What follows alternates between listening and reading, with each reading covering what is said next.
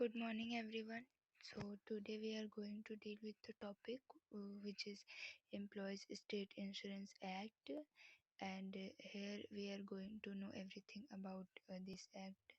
That what are this act, what it says, what are its functions, what are its benefits, all these things. So, let's firstly start with the introduction of this act. So basically, it was instituted with the target of getting monetary help in the instances of infection, maternity, and disablement, and for giving health advantage to workers. So, this act is basically established or started with the target so that it could help at the time of it could help the at it could help other people like women at maternity time, disabled people, and to provide the employees different types of benefits like health benefits, uh, financial benefits, all these things. In short form, it is known as ESIC, and this act was implemented in 1948, and uh, and all the employees funds are regulated according to the provisions under this act, like uh, everything according to employee fund is regulated by this act itself. Okay, so this act regulate all the employees, all the things related to the employees. Okay, and all the functions regulated by a Ministry of Labor and Employment. This means that all the functions which are in this act is regulated by the Ministry of Labor and Employment. So this is basically the introduction of this act, and what this act is basically, and by whom it is regulated. Next thing is provisions. So what are the provisions is mentioned in this act? So first one is, this act accommodates specific advantages to representatives in the event of ailment, maternity, and work injury.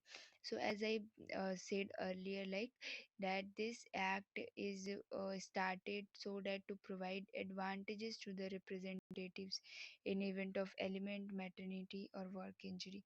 Okay, now the second one is, it makes arrangement for specific issues in connection to any other injury. Like if the person is having some other issues, if the employee is having some other issues, then it also makes arrangement for those specific issues also. Now the third one is, the social legislation aims to provide an amount in the form of compensation to the employees.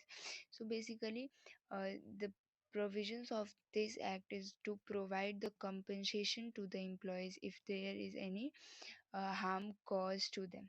Okay, so if there is something like, if if anything if anything is mm, if any harm is caused to any employee, then this act have a provision to provide compensation to that employee. Okay, and the fourth one is, the responsibility of this act is to pay compensation amount to employee in case of any several medical conditions. Like as I said earlier, that it's the responsibility of the act, it is in the provisions of this act to provide compensation to the employees which have several medical conditions. Like if your health is not good, then it will provide money to you for treatment, or it will not cut your salary in that span of time. So all these things comes under this act, and these are the basically the provisions of this act. Okay, now the next one is functions. Like what are the functions of this act? So if you read, like then section 17 of this act states that this act can recruit any staff members. Like section 17 especially talks about the recruitment and the hiring of the staff members. Okay, now according to the power of this act, like what this act basically says, that it can take or invest money from central government section for providing better facilities to the employees. So basically this functions is that uh, the act this act from where this act provide compensation. So this act invest money or take money from central government so that it could provide facilities to the employees, it could provide the compensation to the employees. Okay, so basically central government helps this act, or helps the authority of this act to provide facilities to the employee. Okay, to provide money so that it could provide the facilities to the employee. Okay, now the third one is like, this act can hire the social security officers to implement practices of the act among other bodies of India. Like, it says that this act can hire social security officers, so that social security officers are like officers which helps us to implement practices of this act among other bodies in India. Okay, so this act also can hire those officers so that their act could be implemented all over the India.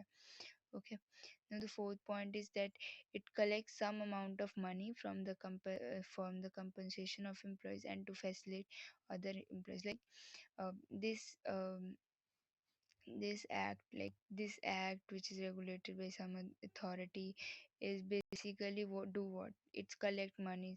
It collects some amount of money from different sources, like from central government, of course, to so that it could provide compensation to the employees and to facilitate other employees. Like, it could, so that it could provide as a compensation, or it could be provided as a facilitation or facilities to other employees. Okay, so this act basically collect money for these things. Okay, now if we look at the its response, five point is like its responsibilities to maintain the budget of all the expenditures which are done to provide compensation of the employees.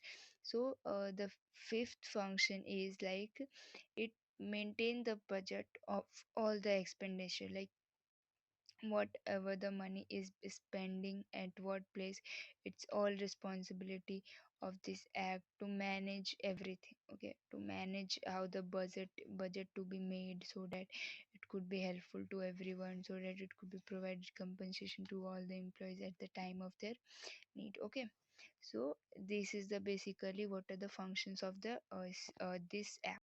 Okay, now moving ahead with the benefits, that the what benefits this act gives. Of course is the medical benefits. Like, this act gives the medical treatment to employees, and of course their salaries did not get deducted during the period of the treatment. And it also provide a certain percentage of compensation to their families, and also provide money for their medical treatment. Okay, so this act helps in a medical treatment also. Second one is the maternity leave. So in this basically this is the best benefit which is provided to the women. And in this women are given benefit at the time of their pregnancy, and full salary will be given to them during that time, and they would not be removed from their job. And uh, and and money will be given for their medical treatment also at that time. And the fourth benefit is disablement benefit. This benefit is provided to the person who is differently able, or who has extra reservation to disabled individuals. Okay, so this act basically, this benefit basically provide a benefit to the differently abled person who don't have something like, who is differently able to, who who are not able to, who are not just like everyone. Okay, so this also provide benefit to them by providing money, by providing everything what they have needed. Okay, and the fourth one is the insurance benefit. So this act also provide the insurance benefit, to the both government and private employees. Like, you can take insurance from anyone, either you are a government employee, or you are a private employee. Okay, now that's all, and moving with the conclusion, that the conclusion basically says that this act, this is a basically a legislative body of India, which provides numerous benefits to the employees. Okay, so it is basically the legislative bodies which provides the benefits to the employee. Okay, and its headquarters located in New Delhi, from where the whole functioning is done. And the central government and the Ministry of Labor and Employment, as I said earlier, together regulate this functioning of the Employees Act. Okay, so now that's all for the today's, guys, and I hope you guys understand this topic. Thank you so much. Please like and subscribe to Law Minds. Okay.